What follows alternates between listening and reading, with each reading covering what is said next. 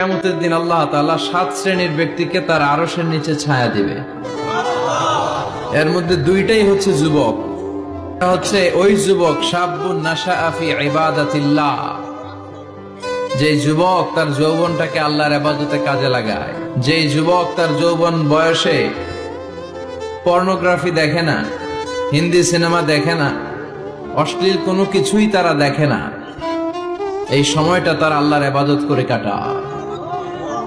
আর আরেক শ্রেণীর যুবক, যে যুবককে পাপ কাজের জন্য, পরকীয়ার জন্য অফার করা হয়।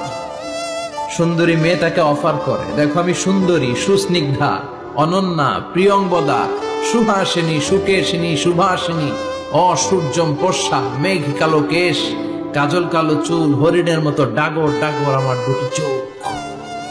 কিন্তু যুবক সেদিকে ভ্রুক্ষেপ করে না। ওই যুবক বলে, ইন্নী আখাফুল্লাহ, আমি একজনকে ভয় পাই, তিনি কে?